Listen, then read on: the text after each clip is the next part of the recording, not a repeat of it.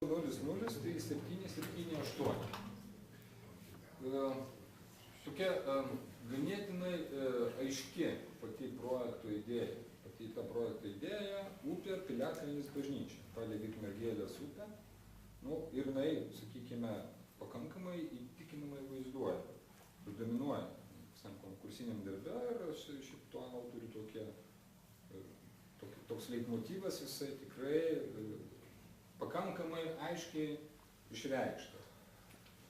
Čia autoriai reiškia vertingomis teritorijos ir jos saugomo objektų savybėmis įvardina pagarbą gamtai, ekologijai, tradicijom bei naujų ir saugomų objektų pusiausvyrą. Vertybių skalė, nors ir pakankamai abstrakti, bet jinai pateikiama korektiškai. Tačiau vis dėlto toj vertybių skalėje šiek tiek pasigendama konkretumų. Bet toks nuosaikus, sakykime, tos pusiausvyros siekimas, kurį vėlgi autoriai pakankamai akcentuoja, matyt, galėjo juos ir atpalaiduoti, reiškia, kūrybinėm paieškom ir tos kūrybinės paieškos iš tikrųjų įdomiai vystosi šitam darbe.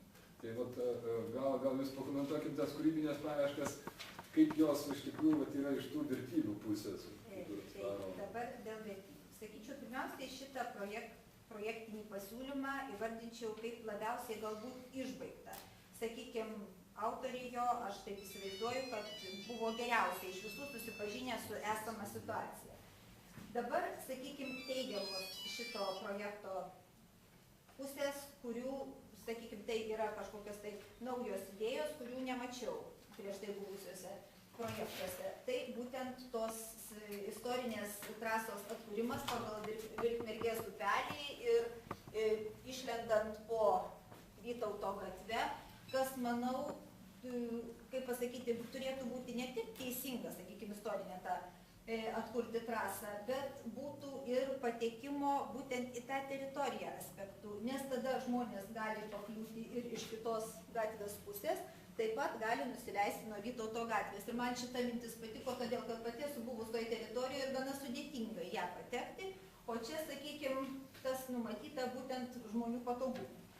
Tada dėl pačio, sakykime, Piliakalnio visų tvarkymo sprendinių man teko konsultuoti su archeologu, todėl kad nesijaučiau pakankamai stipri šito klausimu ir išgirdau tokias pastabas, kad toks projektuojamas patekimas į Piliakalnį yra labai ginčytinas, todėl kad jeigu įrengiama kieta danga tokios formos keliuko, tai jisai praktiškai visada nukenčia dėl erozijos ir ardomi Piliakalnio šlaitai, todėl reiktų apie tai pagalvoti.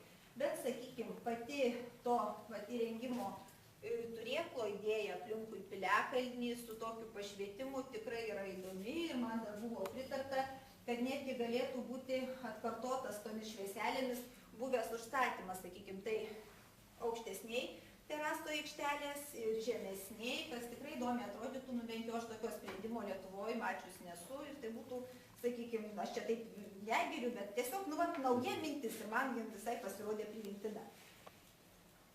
Taip, dar, sakykime, reljefas keičiamas nedaug, išsaugomi vėlgi tos pirties liekanos, informaciniam centrui panaudojamas esamas statinys va čia ir, sakykime, taip visai jautriai tas prieinama prie upelio, kas, kaip sakiau, reljefo ir kultūrinio sluoksnio išsaugojimo požiūriu yra sveikintina šituo atveju. Mažosios architektūros formos taip pat nesiūlomos kažkokios tai drastiškos, tiesiog tokios prisitaikančios, sakykime, aplinkoje. Vėlgi želdiniai, Piliakalnis visiškai nuplikinamas. Tai, kaip pasakyti, visais jo išsaugojimo požiūriu šiek tiek yra, galbūt reiktų spręsti kitaip, nes visai plikas Piliakalnis vėlgi gali pradėti irti.